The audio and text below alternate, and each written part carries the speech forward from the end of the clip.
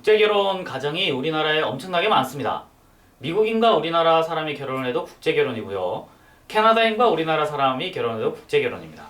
즉, 선진국 사람들과 결혼해도 국제결혼일 뿐만 아니라 베트남이나 이런 동남아 사람들과 결혼해도 국제결혼입니다. 사람들은 국제결혼이라는 단어를 많이 쓰는데요. 거기서 만들어진 가정을 또 다문화 가정이라 부릅니다. 다문화 가정. 이 다문화 가정이라는 말 속에는 사실 단일 문화, 그에 상대되는 단일 문화를 전제를 하고 있는데요. 그럼 우리나라 사람들은 단일 문화 가정인가요? 길동아, 너는 단일 문화 가정이구나. 을동아, 너는 다문화 가정이구나. 이 말 속에 뭐가 숨어 있겠습니까? 인종차별이 숨어 있습니다. 단일 문화와 다문화를 구분하는 이 말 속에는 사실은 인종차별이 숨어 있어요. 자, 애들 쭉 나눠놓고 야, 저 중에 다문화 가정 친구를 한번 맞춰보세요. 이 게임을 한번 해보세요. 친구들하고. 다문화 가정이라는 걸 어떻게 맞춰요? 외모로 맞추는 겁니다. 외모로 맞추는 거. 물론 그렇게 시킨다면, 그 퀴즈를 낸다면은 그게 잘못된 거죠, 사실은. 그런데 단일 문화 가정이구나, 다문화 가정이구나. 이걸 구분하는 것은 결국 외모입니다. 결국 외모나 피부색에 의해서 사람을 차별하겠다는 강력한 의지가 이 다문화 가정이라는 표현 속에 들어있어요. 그런데 사람들은 공식화된 표현으로 이 다문화 가정을 씁니다. 마치 우리가 단일 문화에 살고 있는 사람들인 것처럼 말이죠. 경상도 사람과 전라도 사람이 결혼하면 이게 다문화입니까? 단일 문화입니까? 탈북 여성과 대한민국 남자가 결혼했다. 단일 문화입니까? 다문화입니까? 대마도에 있는 남성과 우리나라 사람이 결혼하면 단일 문화입니까? 다문화입니까? 도쿄에 살고 있는 한국인 2세와 서울에 살고 있는 한국 사람이 결혼하면 단일 문화입니까? 다문화입니까? 미국에 30년간 살고 있는 사람과 우리나라 사람이 결혼하면, 미국에 30년간 사는 한국인과 우리나라 사람이 결혼하면 단일 문화인가요? 다문화인가요?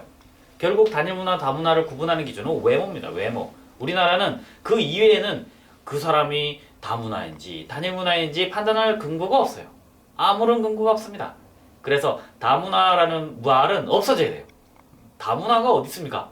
그럼 단일 문화가 어디 있습니까? 우리나라가 단일 문화 국가인가요? 단일 민족 국가인가요? 그렇지 않습니다. 우리나라가 외침도 많이 당했는데요. 또 전 세계로 뻗어나갔는데요. 우리나라 국적법도 반드시 몽골 혈통이어야 된다 그런 건 없습니다. 엄마 아빠가 대한민국 국민이면은 그 사람도, 태어난 자녀도 대한민국 국민이게 해놨어요. 엄마 또는 아빠지 엄마 아빠가 모두 대한민국 국민이어야 한다 그렇지 않아요. 국적법 자체도. 그렇다면은 단일 문화, 다문화 이 구분은 반드시 없어져야 돼요.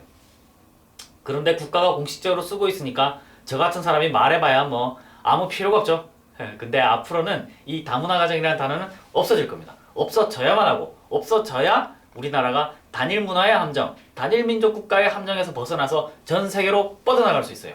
이 단어를 쓰면서는 절대 뻗어나갈 수 있습니다. 택도 없습니다. KO패입니다. 세계에 나가서도.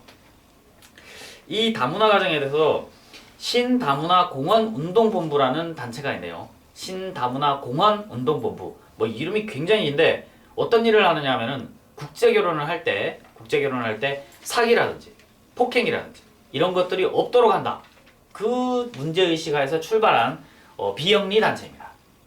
그래서 국제결혼을 주선할 때 뭐 돈을 받고 한다든지 이런 게 아니고 정말 자원봉사자로 이루어진 단체인데요. 여기서는 국제결혼이 자연스럽게 일어날 수 있도록 하고 국제결혼을 한 가정이, 그 가정이 대한민국에서 잘 정착할 수 있도록 도와주는 일을 한다고 합니다. 무척 보람된 일이죠. 저도 여기에 어떻게 뭐 법률 고문이라도 해서 그 사람들 앞에서 대한민국에서 적응하고 살아가기 위해서는 이런 법률적 지식이 있어야 한다. 이런 강의도 해보고 싶은데 한번 제가 접촉을 시도해보고 결과를 나중에 한번 말씀드리죠. 아무튼 이 다문화 가정이라는 단어는 사실은 인종차별적인 의미를 내포하고 있음에도 불구하고 우리나라 정부가 이걸 공식적인 용어로 사용하니까 사람들은 계속 인종차별해야 돼, 인종차별해야 돼, 계속 이걸 교육을 받으면서 살아가고 있습니다. 그러나 언젠가는 이 다문화 가정이라는 단어가 없어지지 않을까 기대해봅니다.